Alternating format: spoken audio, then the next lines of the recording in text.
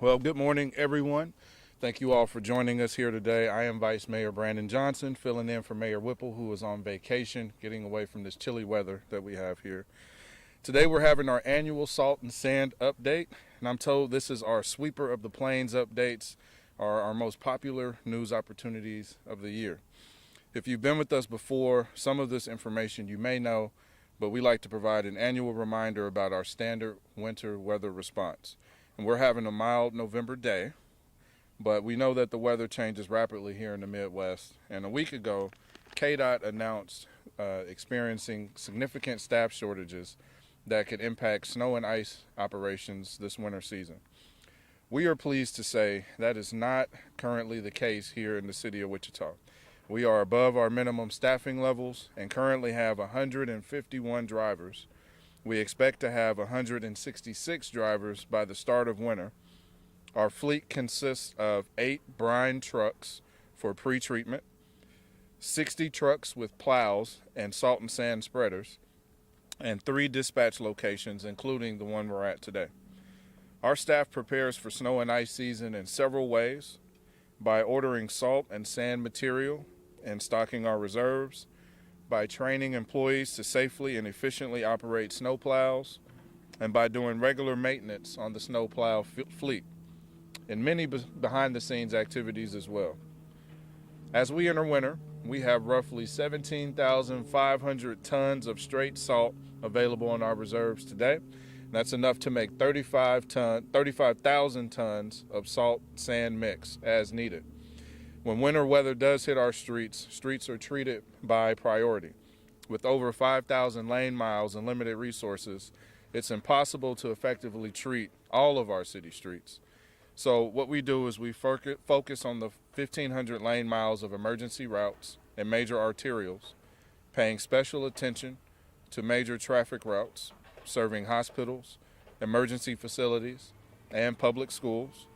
And we then focus the remaining on secondary arterials and residential school access streets, which account for an additional 300 lane miles. Just as a reminder, the city of Wichita does not maintain federal and state roads like K-96, I-135, or I-235, and the vast majority of Kellogg. On average, we use about 500 tons of salt sand mix per event, but that of course depends on the type and amount of precipitation expected, and how cold the temperatures are and how long those events last. Definitely want to commend Alan King and his dedicated team for working long hours to keep our streets safe. I also want to add that unfortunately, due to COVID, we will not be granting our media partners ride-alongs with our snowplow operators again this year. As we encounter winter weather this season, you can follow along with the city's Twitter for updates and track snow operations on wichita.gov/snow removal. And with that, I will answer any questions. Did you mention we get a big snow or something, how will the crews, will it be 12-hour shifts? How will they work? Would actually bring up Ben Nelson to help answer that question. Hi, good morning. Ben Nelson, BENNELSON, Interim Assistant Director, Public Works and Utilities. Our crews run on rotating 12-hour shifts. We have all 60 plow trucks when we have a full response, operational as of whatever time makes most sense based on when the storm commences.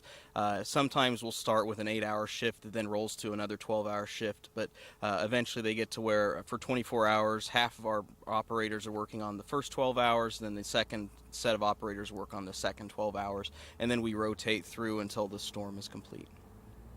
How did the budget come through last year? I'm not sure if we had an easy winter, a hard winter. How did it look budget-wise? So our budget has about $700,000 in the main portion of the budget, and then we have a reserve of $750,000. So we have somewhere between $1.4, $1.5 million every year budgeted. I believe we came in right around that total amount. One thing I will say is historically at the city we've had some years where we don't spend very much because the activity has been relatively light. Sometimes we've had years where we've gotten a very significant amount of snow, cold temperatures and everything, and we've exceeded the budget. We've never we've always been able to spend whatever we needed to maximize the snow and ice treatment on the roadway. So we've gone over budget in the past and then adjusted the budget toward the end of the year. So budget isn't a limitation on what we do, and we go into the season fully stocked on our material and supplies, and we kind of wait to see how the weather unfolds, and then we'll figure out the budget part later. But on the whole, I think we came in right under budget last year.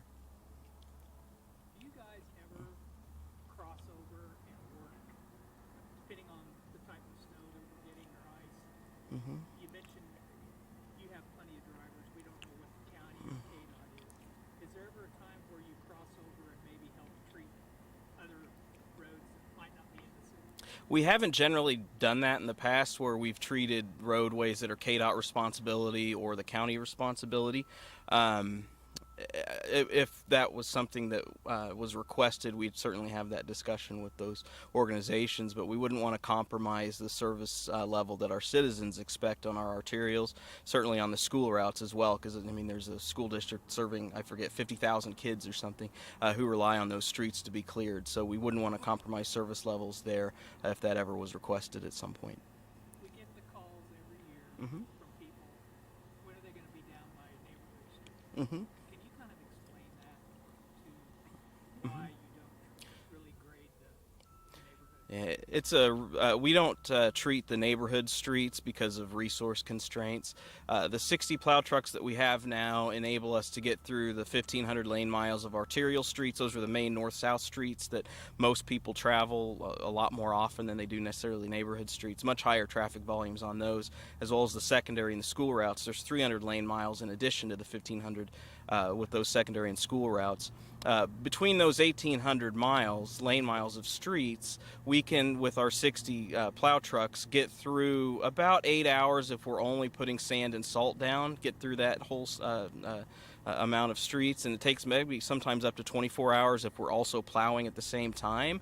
So if we were to treat neighborhood streets, which are another, I forget, roughly 3,000 lane miles or so of neighborhood streets, and we added that to the mix, obviously that's going to greatly increase the amount of time between when we can treat, or each treatment that can happen on the arterial streets or on the secondary and school streets. So we do it so that we can prioritize our resources to make sure we give the highest level of service on the streets that have by far the highest traffic volumes. The other thing too is living in Wichita, generally the weather patterns don't provide Arctic temperatures that last for a great duration. I say that knowing last February was very difficult for people. We hadn't had something like that since like 1983, so that is the exception. Most of the time when snow falls, we can count on warming temperatures, sunshine to come through at some point in the following 1, 2, 3 days, and that does a great deal of work in melting off any precipitation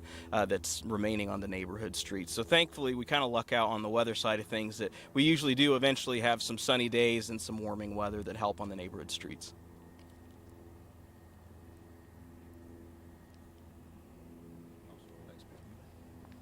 Are there any other questions?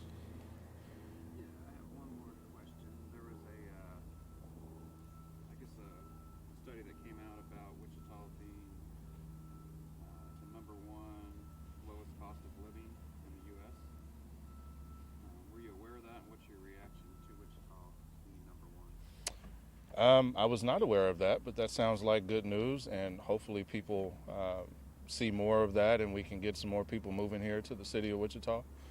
I know I would love to see that, and I think it's been a selling point that many have used with our city. I mean, it's true, the cost of living here is pretty low. We've got some great amenities here, and housing is not as expensive as it is across the country in other areas. So definitely good news, and excited to see that. We'll probably share that out too.